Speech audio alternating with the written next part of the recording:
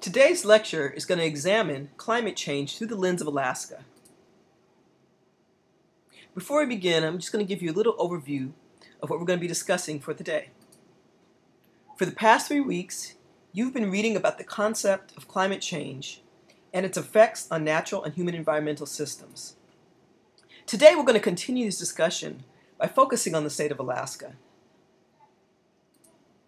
Before we continue with our case study, first, let's review a few concepts and terms you've been learning about in the course and from the book, Hot Living Through the Next 50 Years on Earth by Mark Hertsgaard. Global warming refers to the man-made rise in temperatures caused by excessive amounts of carbon dioxide, methane, and other greenhouse gases in the atmosphere. Climate change refers to the effects higher temperatures have on the Earth's natural systems and the impacts that can result, such as stronger storms, deeper droughts, shifting seasons, sea level rise, and much else. Adaptation means actions intended to reduce one's vulnerability to the impacts of climate change, while mitigation refers to actions at the greenhouse gas emissions that cause warming in the first place. Stakeholders are a group of actors who have an interest in an issue, such as government policymakers, business representatives, and community actors. A case study is an intensive analysis of an individual unit, such as a person, group, or event, that stresses the developmental factors in relation to context that can be either descriptive or explanatory. We begin our journey in Fairbanks, Alaska, where I was visiting my sister Bridget and her husband Steve. Our plan to drive a Forester Subaru, which was a gift, from Fairbanks, Alaska via Yukon and British Columbia to Los Angeles, California, for a total of 3,578 miles. The state of Alaska. On October 18, 1867, the U.S. purchased Alaska from Russia for $7,200,000. The land mass is approximately 571,951 square miles and is equal to 1/5 of the continental U.S. Its capital is Juneau. The governor is Sean Parnell, and it's divided along 41 Alaska communities with a population of 626,000. The Alaska Native population includes American Indian and Alaska Natives, approximately 98,000, who make up 15.6% of the population, an Asian population of 25,000, which make up 4%, blacks make up 2,100 for 3.5%, and whites 434,000 for approximately 70,000, 70%. If we take a look at the map, we see that Alaska is considered to be part of the non-contiguous U.S. You can access Alaska through Canada, and that was the route that we came through. It's approximately 1/5 of the size of the U.S. It's quite large. What did I learn on this trip?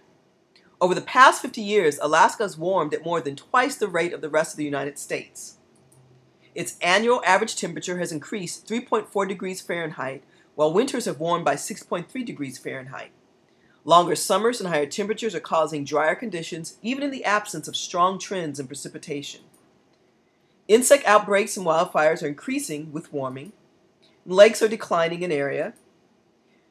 And thawing permafrost damages roads, runways, water, and sewer systems and other infrastructure. Coastal storms increase risks to villages and fishing fleets. And finally, displacement of marine species will affect key fisheries. How has climate change affected the Native Alaskan communities? According to a report by the Alaska Native Science Commission, they examined the impact of climate change on Alaska Native communities, and I draw the rest of my presentation from their slides. If we take a look at the overview of Alaska Native communities, there's eco-disruption that's occurring as a result of global warming. There's abnormalities in subsistence foods.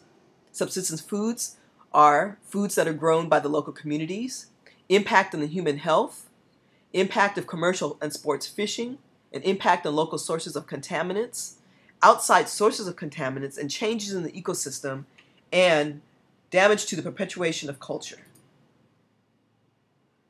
What about the human ecosystem and its effect on the community way of life? Alaska Natives have always expected fluctuations from year to year in weather. hunting conditions, ice patterns, and animal populations. But since the 1970s, they have noticed many indications of major climate change. What are some of the observations? Parts of Alaska have risen by 4 degrees hotter in the last 30 years. Permafrost is becoming impermanent. Permafrost is a permanent frost is basically ice that remains in an ice form throughout the year. As a result of permafrost, it causes the roads, as I stated earlier, to basically shift, which my sister and I experienced as we drove on the Alaska Highway. Glaciers are retreating 15% every decade. Hunters and travelers are falling through thin ice, sea ice. Spruce beetles are decimating forest areas, which my sister and I saw as we drove along the Alaska Highway. They cause the spruce trees to turn brown at the tips and to eventually they erode from within and turn completely brown and die. And Iditarod moved north due to lack of snow. What are some of the other impacts of climate change? Shore erosion and wind patterns. Ice conditions have shifted. Seasonal characteristics and human populations have also changed. If we look at shore erosion in Shishmaref, the sea ice free into December instead of October through June. Severe storms are more frequent in summer and fall. Waves swept away fish and game drying racks. Since 1977, 1 home lost and 18 were relocated. The sea is gnawing away at airstrip and is estimated at a cost of approximately $120 million. What about erosion of ice and wind patterns? There have been a lot of changes in the sea ice currents and the weather. Silent ice has disappeared and there are no longer huge icebergs during fall and winter. The ice now comes later and goes out earlier, and it is getting thinner. The current is stronger and it is windier on the island. We had a bad hunting season with lots of high winds. Our elders tell us that our earth is getting old and needs to be replaced by a new one. What about ice, precipitation, and weather conditions? The Copper River. They've noticed that in the last 10 years that it doesn't freeze across like it used to. The temperatures are warmer. The lakes are drying up.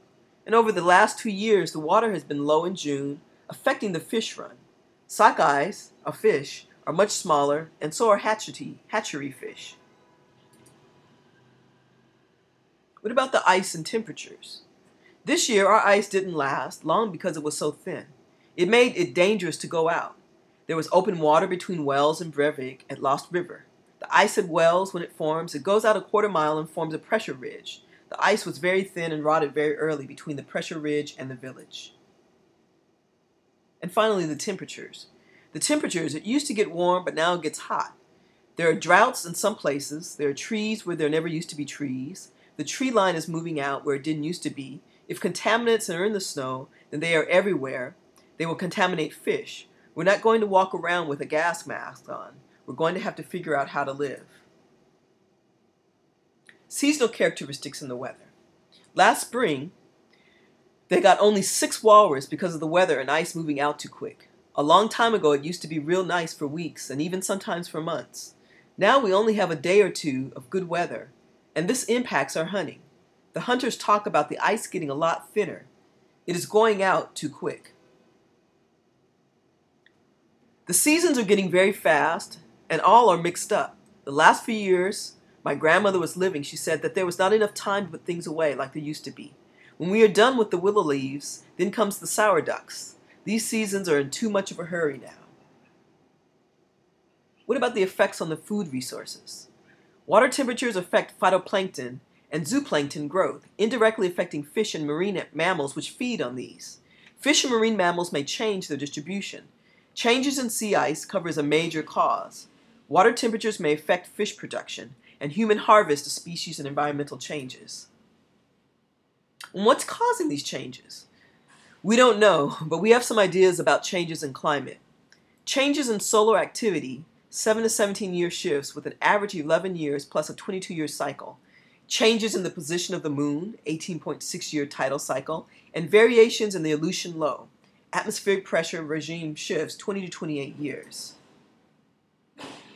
The Alaska lands and streams are also experiencing climate change.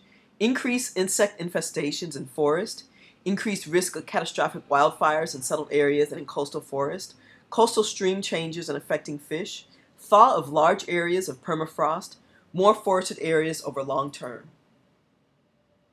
What are the implications?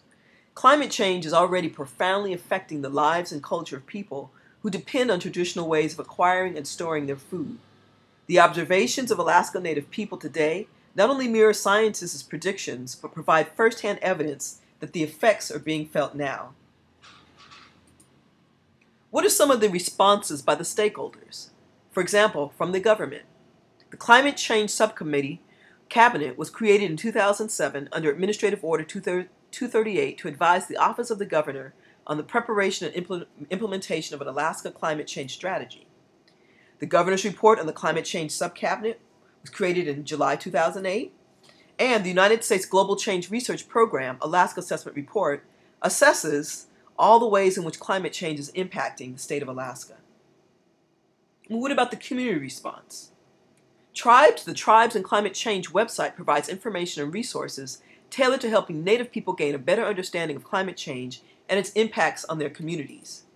Also, the Alaska Center for Climate Assessment and Policy assesses the socioeconomic and biophysical impacts of climate variability in Alaska and makes this information available to local and regional decision makers and improve the ability of Alaskans to adapt to a changing climate.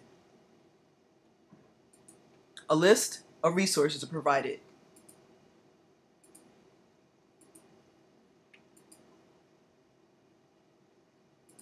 Finally, after 6 days of travel, I arrived successfully in Los Angeles, California, to be greeted by the Humphries Brigade, Mia and Scout. Here are a few study questions. What is climate change, and how is it affecting the ecosystems, both natural and human, of the state of Alaska? Identify and discuss at least 5 ways in which Alaska is being impacted.